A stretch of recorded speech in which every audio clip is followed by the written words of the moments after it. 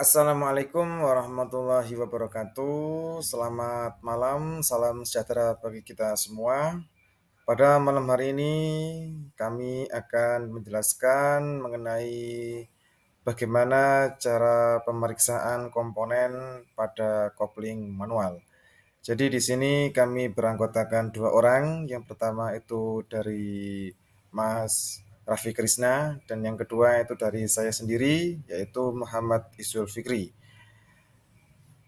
Baik, selanjutnya yaitu bagaimana cara perawatan kopling manual. Di sini kami menyampaikan ada 4 yang akan dibahas.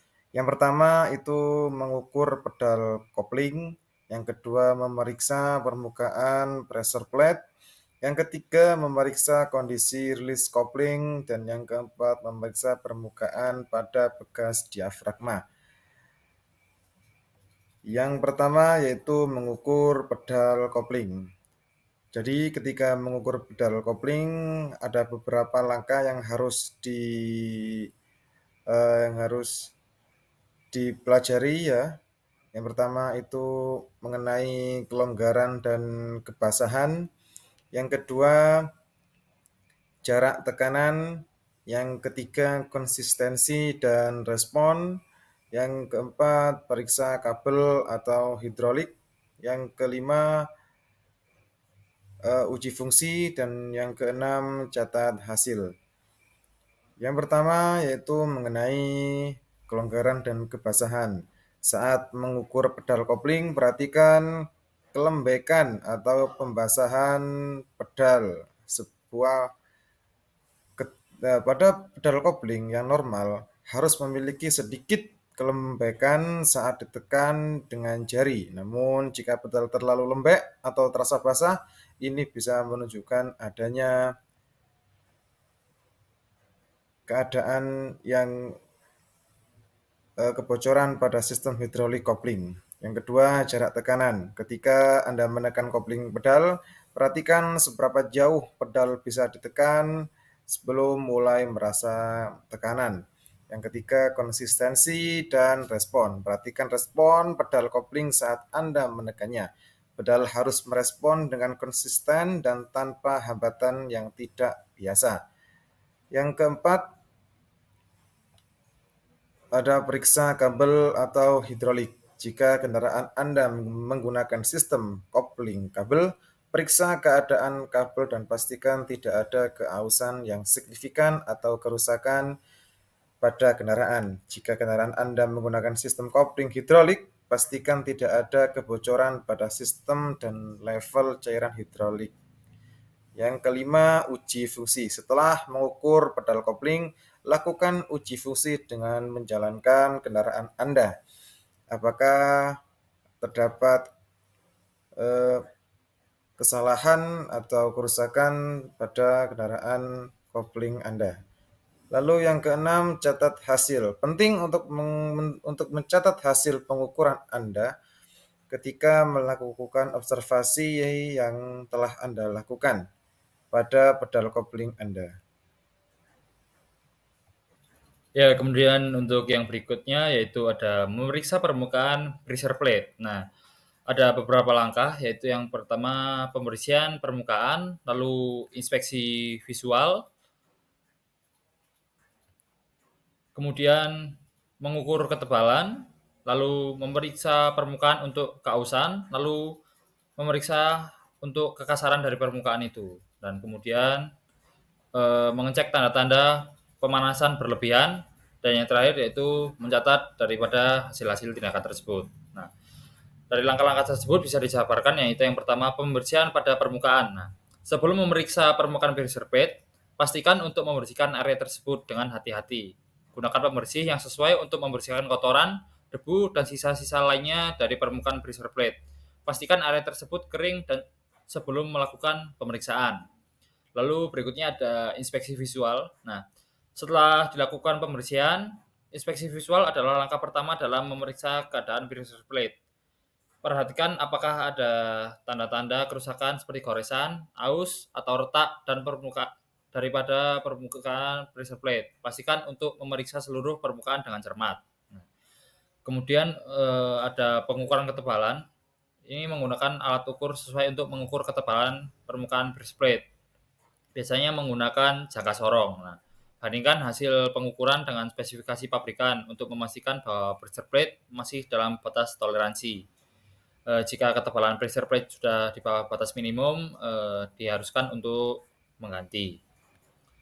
Berikutnya yaitu pemeriksaan permukaan untuk kausan. Nah, periksa permukaan pressure plate untuk tanda-tanda kausan yang tidak merata. Biasanya permukaan yang sudah terlalu aus akan terlihat lebih polos dan halus.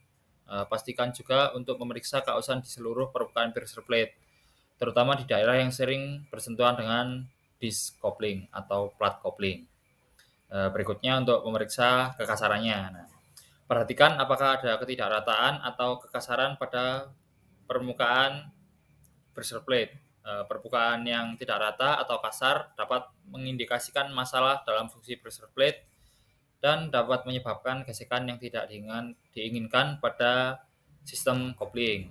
Nah, berikutnya yaitu pengecekan tanda-tanda pemanasan berlebih. Nah, jika terdapat tanda-tanda pemanasan berlebih seperti perubahan warna atau warna biru pada permukaan pressure plate, ini bisa menjadi indikasi bahwa sistem kopling telah mengalami pemanasan berlebihan dan perlu diperiksa lebih lanjut untuk menentukan penyebabnya.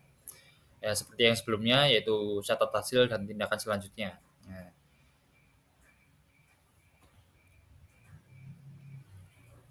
Nah, kemudian yang berikutnya yaitu ada memeriksa kondisi rilis kopling. Nah, yang pertama pemeriksaan secara virtual, lalu periksa gerakan, kemudian periksa kebocoran, uji fungsi, periksa tanda-tanda kegagalan, dan seperti biasa yang terakhir yaitu dicatat. Nah, untuk langkah yang pertama yaitu pemeriksaan secara visual. Nah, di sini bisa dimulai dengan pemeriksaan secara visual dengan memperhatikan apakah ada tanda-tanda kerusakan fisik seperti retak, aus, atau pecah pada rilis bearing. Perhatikan juga apakah ada tanda-tanda keausan yang berlebihan atau tanda-tanda panas berlebih pada permukaan rilis bearing. Seperti yang tadi yaitu ada perubahan warna atau warnanya membiru atau menggelap. Nah, kemudian ada memeriksa gerakan. Periksalah gerakan rilis bearing dengan memutarnya secara manual. Pastikan tidak ada hambatan atau ketidaklancaran dalam gerakan. Perhatikan apakah ada bunyi berisik atau gesekan yang tidak normal saat Anda memutar rilis bearing. Berikutnya yaitu memeriksa kebocoran. Nah, periksalah apakah ada tanda-tanda kebocoran pada cairan hidrolik di sekitar rilis bearing jika kendaraan Anda menggunakan sistem hidrolik. Jika kendaraan menggunakan sistem kopling kabel, periksalah kondisi kabel kopling dan pastikan tidak ada keausan yang signifikan atau kerusakan. Ya, biasanya bisa putus kabelnya, bahaya. Kemudian ada uji fungsi. Nah, uji fungsi release bearing dengan memeriksa responnya saat Anda menekan pedal kopling. Pastikan release bearing berputar dengan mulus dan tanpa hambatan saat pedal ditekan. Jalankan kendaraan dan uji kinerja release bearing dalam berbagai situasi, seperti perpindahan gigi dan percepatan. Kemudian ada periksa tanda-tanda kegagalan. Nah, waspadai tanda-tanda potensial kegagalan release bearing, seperti getaran yang tidak normal, bunyi berisik, atau kesulitan dalam pengoperasian kopling. Nah, jika ada tanda-tanda kegagalan, segera lakukan perbaikan atau penggantian release bearing untuk mencegah kerusakan lebih lanjut pada sistem kopling. Nah, selanjutnya seperti biasa, dicatat hasilnya untuk dievaluasi. Baik, selanjutnya yaitu bekas diafragma pada kopling. Jadi ketika akan ini menentukan untuk mengecek pada bekas diafragma, yaitu yang pertama harus dicek, periksa secara berkala, yang kedua pembersihan dan pelumasan, yang ketiga cek kebocoran, yang keempat penyetelan yang tepat, yang kelima perhatikan gejala tanda-tanda permasalahan, yang keenam penggantian yang tepat waktu, yang ketujuh pemakaian yang normal. Yang pertama, periksa secara berkala. Lakukan pemeriksaan rutin pada pegas diafragma untuk mendeteksi tanda-tanda keausan atau kerusakan. Yang kedua, pembersihan dan pelumasan. Pastikan permukaan pegas diafragma tetap bersih dan bebas dari kotoran dan kontaminan lainnya yang dapat mengganggu kinerja pada bekas diafragma itu sendiri. Yang ketiga, cek kebocoran.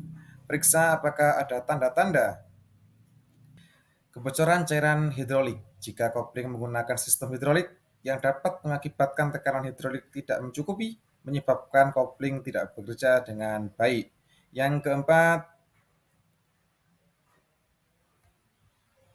penyetelan yang tepat. Pastikan bahwa pegas diafragma disetel dengan benar sesuai dengan spesifikasi pabrik. Yang kelima, perhatikan gejala tanda-tanda permasalahan. Jika Anda merasa adanya perubahan dalam respon dan perasaan saat menggunakan kopling, seperti perasaan berat, selip, atau getaran yang tidak biasa, segera periksa bekas diafragma dan komponen terkait lainnya. Yang keenam, penggantian yang tepat waktu. Meskipun pegas diafragma dirancang untuk tahan lama, tidak ada yang abadi. Jika Anda mendeteksi tanda-tanda keausan yang signifikan atau jika kopling mulai menunjukkan gejala yang tidak biasa secara konsisten, maka perlu diadakan penggantian pada sistem tersebut. Dan yang ketujuh, pemakaian yang normal. Hindari situasi yang memperpanjang atau memperberat penggunaan kopling, seperti menarik beban yang berat secara berlebihan atau melakukan pengereman yang agresif secara berulang-ulang.